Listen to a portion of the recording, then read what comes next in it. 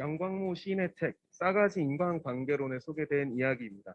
하루는 시인이 잠시 외출을 했다가 집에 들어가는데 아파트 현관문 앞에 와서야 카드를 놓고 왔다는 사실을 깨달았습니다. 그날따라 드나드는 사람도 없고 또 가족들도 연락이 안 돼서 난처해하고 있을 때 며칠 전 아들이 들려준 이야기가 떠올랐습니다. 아빠 그거 아세요? 1층 사실 카드키 없어도 들어갈 수 있대요. 비밀번호만 입력하시면 돼요. 그런데 시인이 아무리 머리를 쥐어짜봐도 그 비밀번호를 떠올려내지 못했습니다. 그래서 결국 한창을 그 문 앞에서 서성이다가 집에 들어갈 수밖에 없었다고 합니다. 시인은 문득 인간관계도 그렇지 않을까 생각이 들었습니다. 인간관계에서 가장 중요한 것이 마음이라는데 이 마음의 문을 활짝 열어줄 수 있는 비결을 혹시 나만 모르는 것은 아닐까 하고 말이죠. 이 이야기를 통해서 예수님과 우리의 관계에서는 무엇이 중요할까 생각해 보게 됩니다. 스승이신 예수님과 제자인 우리의 관계에서는 무엇이 가장 중요할까요? 오늘 말씀에는 예수님과 함께 있는 사람들이 등장합니다. 제자들과 바리새인들입니다. 모두가 같은 무리 속에 있었지만 이 바리새인들은 제자라고 부름을 받지는 못하고 있습니다. 예수님과의 관계에 무언가 문제가 있다는 것입니다. 오늘 말씀을 보면 예수님께서 예루살렘에 입성하실 때 제자들은 기쁨으로 예수님을 환영하고 하나님을 찬양하지만 이 바리새인들은 그 광경을 불편하게 여기고 예수님께 제자들을 책망하라고 말합니다.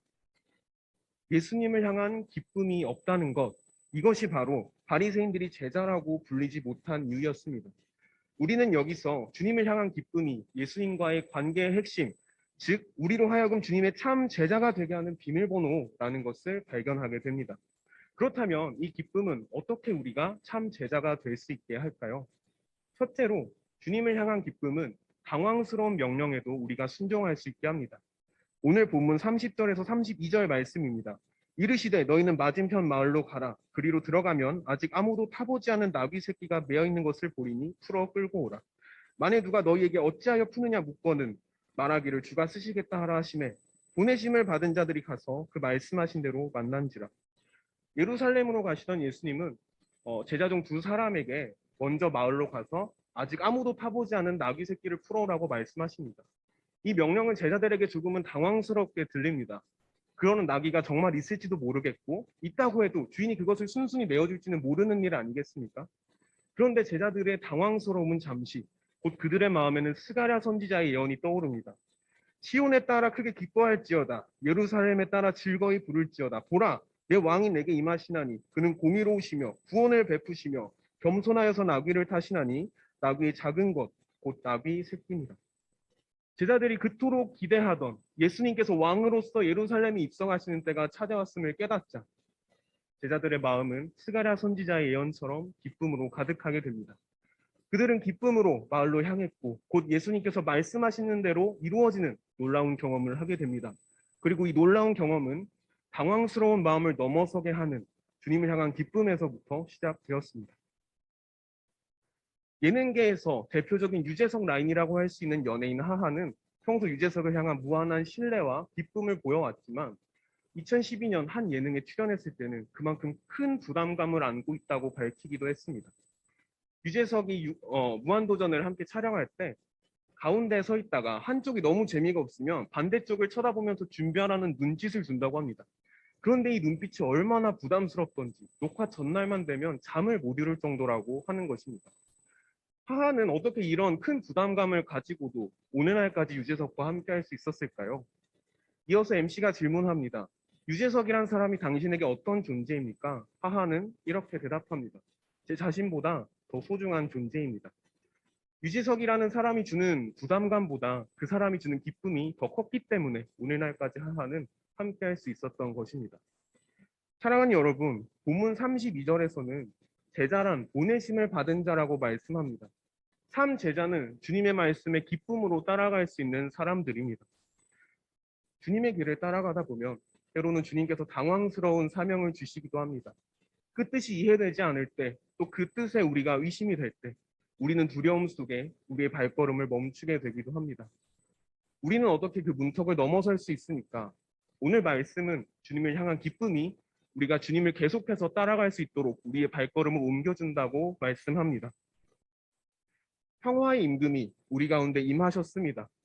우리에게 이 기쁨이 있다면, 주님을 향한 신뢰가 있다면 아무리 당황스러운 말씀이라고 할지라도 우리는 기꺼이 따라갈 수 있습니다. 기쁨으로 신뢰하며 주님을 따라가는 우리에게 주님은 말씀하시는 대로 이루어지는 놀라운 경험을 하게 하실 것입니다. 주님을 향한 기쁨은 두 번째로 우리의 소중한 것을 주님께 내어드리게 합니다. 본문 35절에서 36절 말씀입니다. 그것을 예수께로 끌고 와서 자기들의 겉옷을 나귀 새끼에 걸쳐놓고 예수를 태우니 가실 때 그들이 자기의 겉옷을 길에 펴더라. 마을에서 나귀를 데려온 제자들은 자기의 겉옷을 벗어서 나귀의 안장으로 삼고 그 위에 예수님을 모시고 예수님께서 가시는 길에 자신들의 겉옷을 벗어서 펼쳐놓습니다. 이 겉옷이라는 것은 당시 사람들에게는 단순한 방한용품 이상의 의미를 갖고 있었습니다. 이 겉옷은 그 자체로 그 사람의 사회적 신분을 드러냈고요.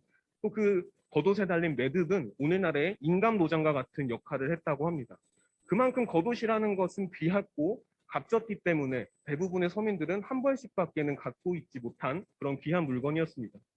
그런데 그 귀한 물건을 제자들은 예수님을 위해 기꺼이 내어드린 것입니다. 땅에 떨어져서 그 옷이 더러워질 수 있지만 나귀에게 밟혀서 망가질 수 있지만 제자들은 기꺼이 드립니다. 그 옷의 소중함보다 주님을 향한 기쁨이 그것을 내어드림으로써 받는 기쁨이 더 크기 때문입니다. 프랑스의 시인 기욤 아폴리네르의 선물이라는 시는 이렇게 시작됩니다. 당신이 원하시면 나의 명랑한 아침을 당신께 드리겠어요. 또한 당신이 좋아하는 나의 빛나는 머리카락과 나의 푸르스름한 금빛 눈을 드리겠어요. 시인은 사랑하는 그녀를 위해서라면 자신의 소중한 것까지도 기꺼이 내어줄 수 있다고 노래합니다. 사랑에 빠졌다는 것은 내가 그 사람을 통해서 기쁨을 누리고 있다는 상태라고 표현할 수 있을 것입니다. 내가 그 사람에게서 기쁨을 누리고 있기에 우리는 가장 소중한 것이라고 할지라도 기꺼이 내어줄 수 있습니다. 그것이 없음으로 느끼게 되는 아쉬움보다 그것을 내어줌으로써 받게 되는 만족이 더 크기 때문입니다. 사랑하는 여러분, 성경에서 제자란 스승을 따라 나서기 위해서 가족과 직장과 소유까지도 포기할 수 있는 사람을 말합니다. 그만큼 스승을 통해서 큰 기쁨과 만족을 느끼는 사람이 바로 제자입니다. 제자들에게 겉옷은 분명 아주 귀중한 옷이었습니다. 그러나 주님을 향한 기쁨이 제자들로 하여금 자신의 그 소중한 옷을 내어놓게 했습니다. 사랑하는 여러분, 말로만 주님을 섬기는 것은 참 제자의 모습이 아닙니다. 주님과 함께하는 기쁨이 너무나 커서 우리의 전부를 뒤로하고 따라 나설 수 있는 것이 참 제자의 모습입니다. 주님을 향한 기쁨으로 우리의 가장 소중한 것까지도 기꺼이 내어드릴 수 있는 참 제자가 될 수 있기를 우리 주님께서는 원하고 계십니다. 주님을 향한 기쁨은 마지막으로 세상에 우리가 주님을 자랑하게 합니다. 본문 37절에서 38절 말씀입니다. 이미 감람산 내리막길에 가까이 오심에 제자의 온 무리가 자기들이 본 바 모든 능한 일로 인하여 기뻐하며 큰 소리로 하나님을 찬양하여 이르되 찬송하리로다 주의 이름으로 오시는 왕이여 하늘에는 평화요 가장 높은 곳에는 영광이로다 하니. 나귀를 타신 예수님께서 감람산 내리막길에 가까이 오셨을 때 제자들은 예수님을 향해 주의 이름으로 오시는 왕이라고 외치며 그분을 보내신 하나님을 큰 소리로 찬양하기 시작합니다. 그런데 그 무리 속에 있던 바리새인들은 이 광경을 굉장히 못마땅하게 여깁니다.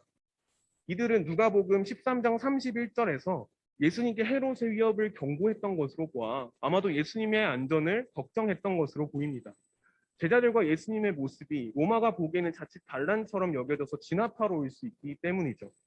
그러나 예수님께서는 만일 제자들이 잠잠하면 돌들이 소리 지를 거라 말씀하시면서 예수님께서 예루살렘에 입성하신 이 순간 제자들의 찬양이 합당하다고 말씀하십니다. K-팝 스타 시즌4에서 대중들에게 깊은 인상을 남겼던 유희열의 심사평이 있습니다. 한 참가자의 무대가 끝났을 때 대형 기획사를 이끌고 있던 양현석은 기승전결이 없어서 노래가 지루하다며 혹평을 쏟아냈습니다.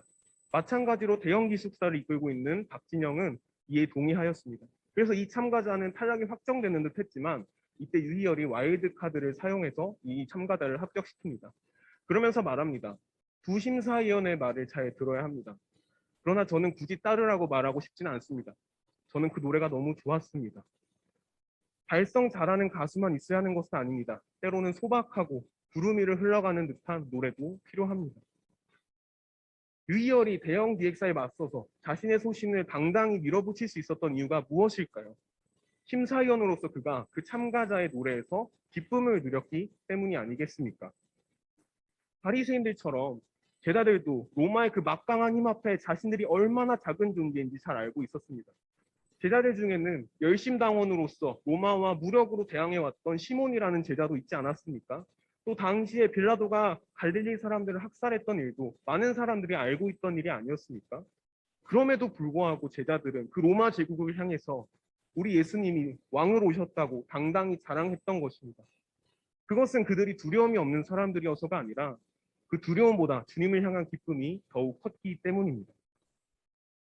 사랑하는 여러분, 주님을 향한 기쁨이 두려움을 이기게 하고 우리 주님을 세상에 자랑하게 합니다.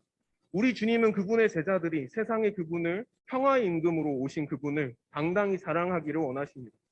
바리새인들처럼 겉으로만 주님과 함께하고 겉으로 주님을 위하는 척하면서 사실은 주님을 숨기려고 하는 것이 아니라 세상의 한복판에서 평화의 임금으로 오신 주님을 당당히 자랑하기를 원하십니다. 함께 주님의 제자로 살아가는 동역자 여러분, 오늘 말씀은 이 주님을 향한 기쁨이 우리가 참 제자로 살아가게 한다고 말씀합니다.